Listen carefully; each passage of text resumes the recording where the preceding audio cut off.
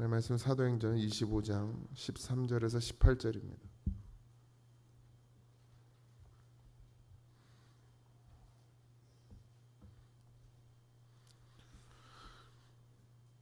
사도행전 25장 13절에서 18절입니다. 다 찾으셨나요? 합독합니다.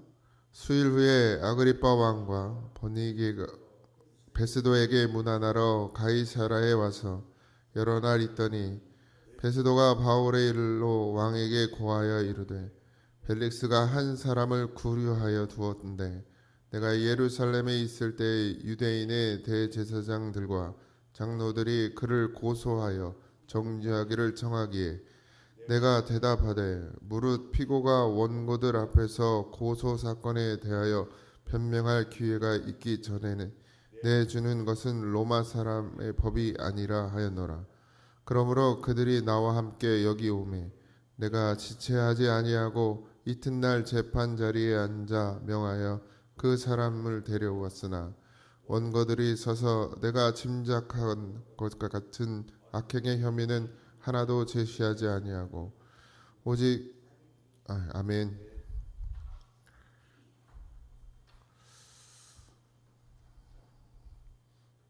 지금 이 베스도가 있는 그곳에 이제 아그리빠 왕이라는 인물과 버니게라는 인물이 찾아오게 되는데요. 총독 베스도는 배심원들하고 상의해서 가이사에게 호소하였으니 가이사에게 갈 것이라 이렇게 바울에게 이야기하고 판결을 끝냅니다. 그래서 이제 가이사 그러니까 로마 황제 앞으로 갈 날을 기다리고 있는 거죠. 바울은 더 이상 뭐 재판할 일이 판결을 이미 내렸으니까요. 당시 로마 시민권을 가진 사람은 지방에서 재판을 올바르게 받지 못할 경우에 우리도 뭐 이렇게 있잖아요. 나중에 대법원까지 가듯이 이제 상소를 하면은 로마 시민권을 가진 사람은 황제 앞에서 판결을 받을 수 있는 권한이 있었습니다. 그러니까 어제 우리가 본 것처럼 바울이 그것을 사용한 거죠. 그래서 나는 가이사 앞에 가서 재판을 받겠다 이렇게 이야기를 했고 베스도는 그것을 이제 어쨌든 뭐 바울도 로마 시민이기 때문에 본인의 권한으로 뭘 할 수가 없죠. 이제 그렇게 말했으면 일단 황제 앞으로 보내야 되는 게 맞기 때문에 그리고 나서 이제 수일이 지나고 나서 아그리빠 왕과 버니게가 이제 베스도를 문안하러 가이사라에 왔죠. 이 왕의 이름들이 참 많이 나오는데 왕이 많아요. 이제 헤롯 대왕이 있고 그러니까 로마를 지배하고 있는 지금 가이사라고 표현하는 헤롯 대왕이 있고요. 그 손자 헤롯 아그리빠 1세 이것도 또 헤롯이요. 그러니까 여기 성경에 헤롯이 많이 나오는데 다 같은 인물이 아니고 다른 인물들이에요. 그래서 이 헤롯 대왕의 손자인 헤롯 아그리빠 1세는 저기 사도행전에서 우리가 봤죠. 12장에 보면 야고보를 죽였던 사람이 아그리빠 헤롯 아그리빠 1세이고요.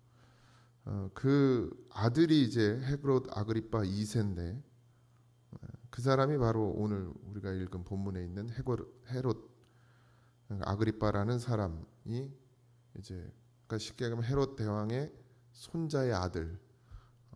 그리고 이제 왕이 왜 이렇게 많냐 그러면 이제 로마에는 이제 대왕이 있고 분봉왕이라는 성경의 표현이 있는데 그러니까 지역을 이렇게 나눠서 또 왕을 세웠어요.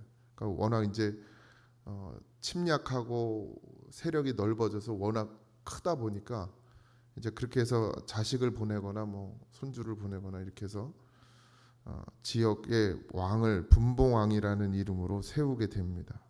그래서 이제 이 아그리빠 2세도 그런 분봉왕이 됐는데 그 당시에는 이제 뭐 좀 뭐라 그래야 돼 족보가 많이 꼬였죠. 그래서 여기 보면 베니게라는 사람이었는데 이 여자예요, 여자. 이 누구냐면 아그리파 2세의 누나예요. 누나인데, 그러니까 헤롯 아그리파 1세의 딸이죠. 근데 누나랑 같이 여기로 온 거예요. 언니랑, 아니 누나죠. 누나랑. 그래서 13세 나이에 이 여자는 삼촌 칼키스의 왕자와 결혼을 합니다. 그러니까 삼촌하고 결혼을 해요. 그러니까 근친이죠. 그러니까 그 당시에 뭐 그런 게 많다고 할 수는 없죠. 일본도 그런 게 많잖아요. 그런 것처럼 그 당시에도 그랬어요. 근데 이제 결혼하고 얼마 있다가 이제 남편이 죽게 됩니다. 그래서 다시 이제 형제인 아그리파 2세 궁전으로 돌아와서 살다가 그 후에 뭐 여러분들 뭐 다 알 건 없지만 길리기아 사람인 폴레몬 왕이라는 사람과 재혼을 하게 돼요.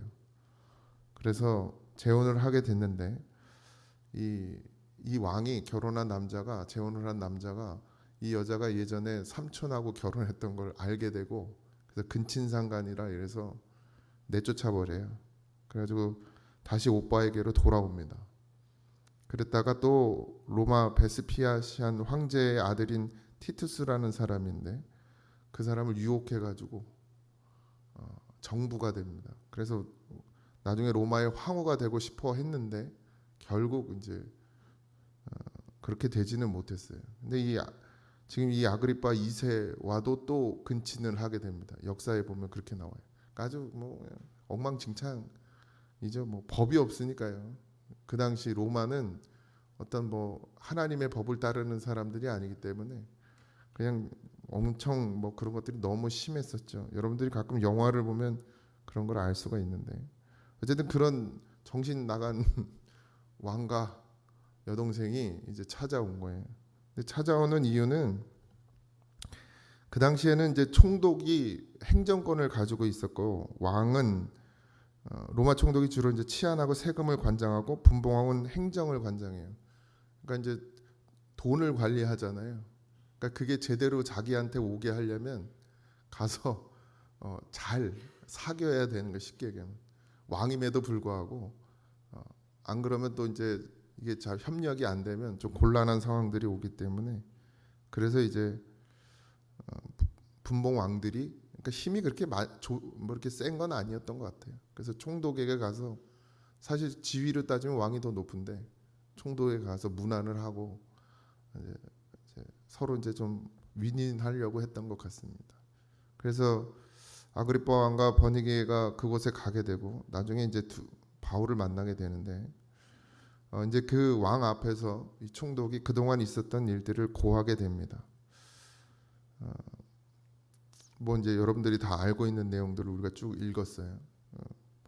그러고 나서 베스도는 이제 자기가 짐작하는 이야기들을 하게 되고 악행의 사건이 하나도 없었다라고 마지막에 이야기를 합니다. 그러니까 악행의 사건이라고 생각하는 거니까 베스도의 관심은 종교적인 문제에 있지 않았어요. 그러니까 뭐 그가 종교적으로 그들하고 뭐 다툼이 있고 뭐 이런 거에는 별로 관심이 없었고 다만 이제 황제 가이사에 대한 반역 행위가 있었느냐, 그러니까 사람을 선동했다고 하니까 뭐 그런 것들 그것이 문제가 되면 바울을 죽일 수도 있겠지만 그 외의 것에는 별로 베스도는 관심이 없었어요. 그냥 다만 유대인들이 뭐 폭동을 일으키거나 자기에게 불만이 생겨서 자기를 공격할까봐 겁을 내고 있었긴 하지만 그 외에는 별로 그래서 이제 어쩔 수 없이 이제 유대인의 편을 들어주는 척도 하고 뭐 그렇게 쇼를 했던 것이죠. 근데 바울의 변명에서 그랬죠. 내가 죽을 죄를 지었다면 내가 죽을 각오가 되어 있다. 이렇게 죽음을 사양하지 않겠다라고 이야기를 합니다. 그래서 로마의 법에서 죽을 죄는 로마에 대한 반역이거든요. 그것 외에는 죽을 일이 없어요. 황제에 대한 반역. 그러니까 바울은 이제 그 이야기를 하고 있는 거죠. 하나님께서 왜 이런 과정들을 겪게 하는지 이제 우리가 분명히 알죠. 하나님은 우리가 이제 이미 성경에서 결론을 다 봤잖아요. 사도행전의 결론을 바울이 어떻게 되는지를 다 알지만 바울은 지금 이 과정 속에 있단 말이죠. 빨리 뭔가 해결이 돼서 로마로 가야 하는 그런 과정 속에 있는데 여전히 이제 제자리 걸음을 하고 있고 계속해서 그곳에서 많은 시간을 몇 년의 시간을 보내게 됩니다. 그리고 또 이제 이 아그리빠 왕과 버니게라는 사람을 또 만나게 되죠. 근데 바울은 그 누구를 만나도 예수에 대한 복음, 그러니까 예수 그리스도에 대한 복음에 대해서는 분명히 이야기를 하고 자기의 소신을 밝힙니다. 자기의 믿음에 대해서 분명히 밝히고 알리죠. 우리도 이 땅에 살면서 사실은 뭐 예수 믿는 것에 대해서 여러분들이 얼마나 큰 힘을 얻고 있는지, 아니면 예수 믿음이 정말 내 삶의 전부인지 늘 그것들을 고민하셔야 될 줄 믿습니다. 뭐 그냥 좋게 좋게 사는 게 다 좋은 거긴 하지만 근데 이렇게 바울은 싸움이 되고 다툼이 되고 그리고 결국 자기 목숨이 위태로운 상황 가운데서도 예수님에 대한 그 사랑, 그 십자가, 그걸 포기하지 않았죠. 그러니까 우리는 어떤 삶을 살아가고 있는지, 저도 뭐 이렇게 남하고 이렇게 언쟁하고 논쟁하는 걸 별로 안 좋아해서, 그리고 뭐 예수 믿으라고 별로 말해본 적이 없어요. 네가 진짜 예수 믿을 거면 주님이 인도하시겠지. 그리고 이제 교회를 이제 부정적으로 이야기하는 사람들에게 대해서도 굳이 그게 아니다라고 말해본 적이 사실 별로 없는데, 두 가지 이유가 있는데, 말해도 안 되는 것도 있지만 또 그냥 말하고 싶지 않을 때도 있었습니다. 그러니까 부끄러운 건 아닌데 그저 변명하고 싶지 않고 이야기하고 싶지 않은데, 사실 좀 때로는 그런 말도 필요하고, 근데 그러기 전에, 그 말을 하기 전에 먼저 우리의 삶이 질책받을 삶이 되면 안 돼요. 그러면 내가 그렇게 살지 못하면서 예수는 이런 분이고 예수 믿는 사람은 이런 거야 라고 말했을 때, 그럼 넌 그 사람 상대방이 너는 그럼 뭐 진짜 네가 예수 믿는 사람 맞냐라고 생각할 수 있거든요. 그러니까 먼저는 우리의 삶이 정말 예수로 거듭나져야 합니다. 그게 먼저 선행되어야 해요. 뭐 거듭난 거 아무것도 없는데, 삶의 변화가 하나도 없는데 자기 예수 믿는다고 말해봐 무슨 소용이 있습니까? 그리고 예수를 증언한다고 해서 그게 증언이 되냔 말이에요. 되려 더 욕을 먹이는 게 돼버리죠. 믿음은 분명히 행함으로 나타나야 합니다. 그러기 위해서 기도해야 되고요. 그러기 위해서 하나님을 정말 힘써서 바라봐야 합니다. 그러니까 아무 생각 없이 살면 놓치고 살아갈 수밖에 없어요. 우리가 이 육신을 입고 있는 이상, 육체는 죄에 빠지기 더 쉽지 하나님의 의에 가기가 더 어려워요. 이 육체를 가지고 있는 동안은.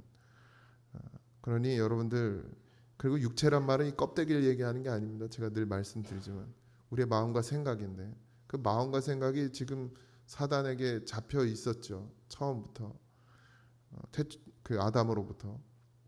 근데 거기서 벗어나는 것, 예수님으로 벗어나는 것, 그게 필요한데, 그래서 그걸 거듭난다고 이야기하는데, 그 거듭남이 사실 뭐 이론처럼 그냥 나 예수 믿어 이러면 그냥 그 순간에 바로 거듭나지는 게 아닙니다. 바울의 삶을 봐도 그렇고 바울의 이야기들을 봐도 그렇고 그 과정이 필요하다고 늘 이야기하고, 경주라고 얘기하고, 경주는 진행형이에요. 끝난 게 아닙니다. 믿음은 내가 예수 믿습니다 이러면 끝나는 게 아니에요. 내가 목사여도 소용없고, 내가 장로여도 소용없고, 내가 권사여도 소용없고, 그 과정 가운데 계속해서 주님을 바라보느냐, 십자가를 지고 가느냐, 그게 가장 중요한 것입니다. 그러면서 정말 우리는 예수를 나타내는 자가 되어야 하고 말하는 자가 되어야 하는데, 때로는 내 삶을 돌아보면 정말 예수 믿는 자로서의 향기가 있었나 뭐 이런 생각도 들고, 또 말로는 사실 사람들을 변화시킨다는 게, 그들을 이해시킨다는 게 쉽지 않고, 워낙 교회에 대한 적대감을 가지고 있는 사람들에게 예수에 대해서 말해봐야 내 입장에서 얘기하는 건 소용없어요.